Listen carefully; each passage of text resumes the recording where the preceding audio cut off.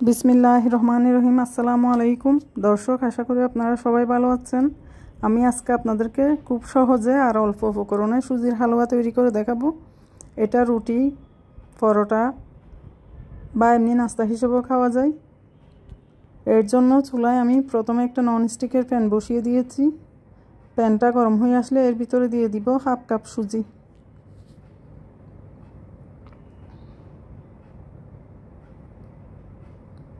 সুজিটাকে আমি নেড়ে হালকা কালার আসা পর্যন্ত ভালোভাবে ভেজে নিব।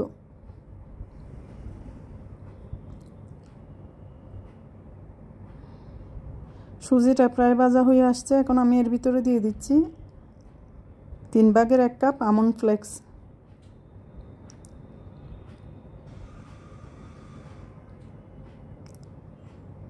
এখন আমন্ড ফ্লেক্স আর সুজিটাকে আরও কিছুক্ষণ ভেজে নিব।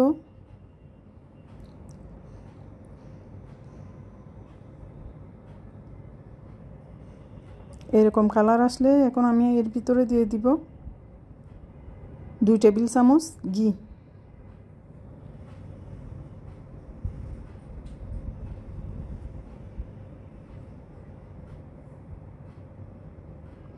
ঘিটা দিয়ে আমি সুজি আর বাদামের সাথে ভালোভাবে মিশিয়ে নিব এবং আরও কিছুক্ষণ ভেজে নিব।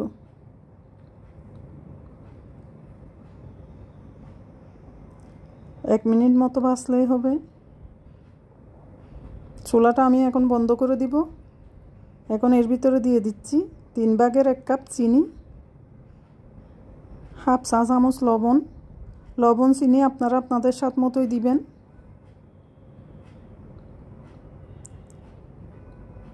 চুলা বন্ধ করে দিতে হবে এগুলো।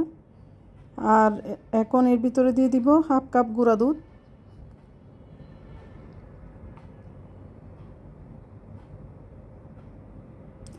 দুধটা দেওয়ার পর আবার নেড়ে সব কিছু একসাথে মিশিয়ে নিব।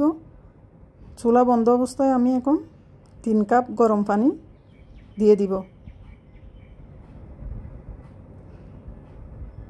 এবার পানিটাকে আমি ভালোভাবে নেড়ে সব কিছুর সাথে মিশিয়ে নিব। চুলা বন্ধ অবস্থায় করলে সুজি দলা পাকিয়ে যাবে না, এই জন্য। এখন আমি এর ভিতরে দিয়ে দিচ্ছি 1 কাপ কোরানো নারকেল। এবার চুলাটা অন করে দিয়ে ভালোভাবে নেড়ে হালুয়াটাকে আমি তৈরি করে নিব।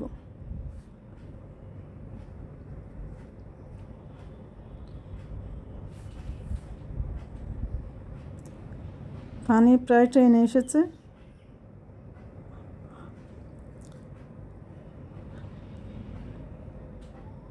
অনবরত নাড়তে হবে।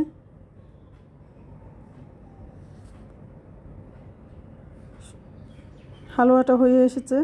আমি একটু নরমই রাখবো, এই জন্য আমি এই পর্যায়ে নামিয়ে নিব চুলা থেকে নামিয়ে একটা ডিশে নিয়ে নিচ্ছি। এবার ঠান্ডা হলে হালুয়াটা কেটে আপনারা যে কোনো কিছুর সাথে পরিবেশন করতে পারবেন। রুটি, হালুয়া বা এমনি।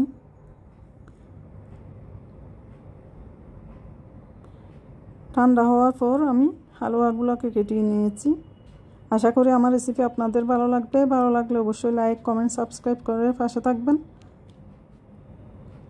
আল্লাহ হাফেজ। আসসালামু আলাইকুম।